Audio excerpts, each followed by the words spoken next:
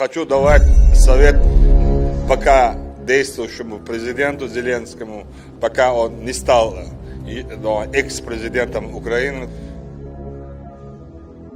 Di hari keempat penyerangan Rusia ke Ukraina, ada banyak hal yang harus diatur ulang. Di atas kertas dalam 48 jam, jalan lurus, maka kendaraan bisa sampai Kiev, pusat pemerintahan Ukraina, dari berbagai penjuru kalau tentara Rusia dengan serangan kilat atau blitzkrieg ala Nazi dilakukan. Namun sampai saat ini sudah hampir 2 minggu, Kiev belum juga jatuh, bahkan sulit bisa didekati oleh tentara Rusia. 60 km antrian panjang mesin perang artileri milik Rusia nyangkut, stuck, tidak bisa maju. Maka kembali ke hari keempat, ternyata banyak warga sipil yang terjebak di antara perang karena Ukraina menerapkan perang kota, salah satunya menggunakan sniper, main petak umpet.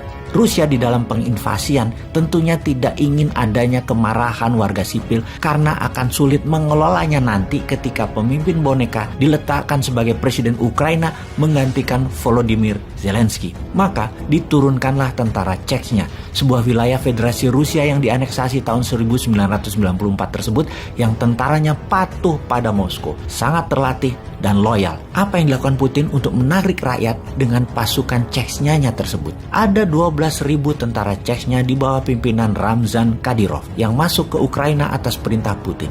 Apa perintahnya? Melindungi warga sipil Ukraina yang terjepit di antara tembak-menembak tentara Ukraina dan tentara Rusia. Tentara Chechnya ini membantu pengungsi dan rakyat pindah ke tempat yang lebih aman. Dan benar, ketika evakuasi dilakukan, kedua belah pihak tidak menembaki tentara Chechnya karena melindungi rakyat Ukraina di pengungsian ke tempat yang aman. Sebuah strategi pintar dari Putin. Masuknya pasukan Muslim Chechnya ini semacam peacekeepingnya Rusia. Tentara ini elit, killing mesin dalam perang seperti tentara Gurkhanya Inggris asal Nepal. Kelebihan pasukan Chechnya, mereka bisa main dua kaki seperti seorang samurai. Seorang samurai bisa menyabet katananya dan membunuh lawannya tanpa belas kasih. Namun, seorang samurai ketika katananya berada di dalam sarung, samurai adalah orang yang santun, diam, penuh rasa seni, dengan ritual minum teh misalnya yang sangat penuh tata krama. Itu adalah perbedaannya antara seorang samurai yang pedangnya di dalam dan pedangnya dicabut. Pasukan Chechnya mirip. Ketika senjata tidak di genggaman mereka, hanya nyandar di pundak, maka sebagai pelayan rakyat mereka sangat santun, ramah, dan melayani. Selain melayani rakyat Ukraina,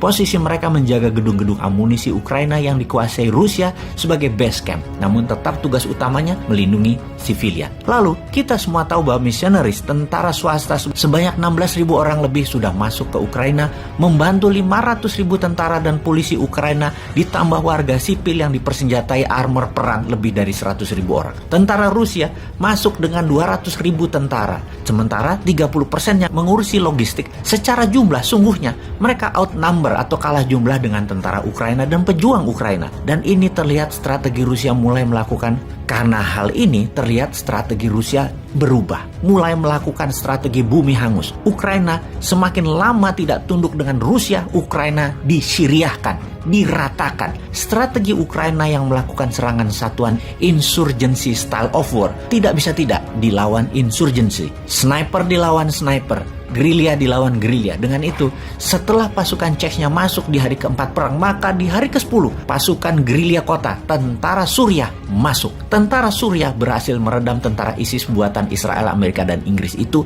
dengan strategi perang kota. Maka tentara Suriah tugas utamanya adalah melawan misionaris dan serangan insurgensi pejuang Ukraina tersebut. Menarik memang membahas perang Ukraina ini. Strategi Putin menggunakan pasukan Chechnya terbukti efektif mengambil hati masyarakat Ukraina. Dan strategi perang gerilya kota, sniper lawan sniper, disiapkan pasukan Suriah yang juga kategorinya adalah pasukan bayaran, misionaris. Siapapun pemenangnya di perang Ukraina ini saat ini belum bisa terlihat. Yang pasti perang ini akan panjang. Yang pasti kalau panjang, sanksi ekonomi terhadap Rusia akan berdampak. Sebagaimana kita ketahui, dunia sudah kecanduan fosil oil atau minyak bumi. 3 besar produsen dan pemilik cadangan minyak bumi terbesar adalah Amerika, Rusia, dan Arab Saudi. 60% Eropa Barat bergantung pada Rusia. Dan ketika Rusia mengurangi produksi untuk menyuplai Eropa Barat, siap-siap chaos dunia Barat. Perang dunia ketiga kah akhirnya?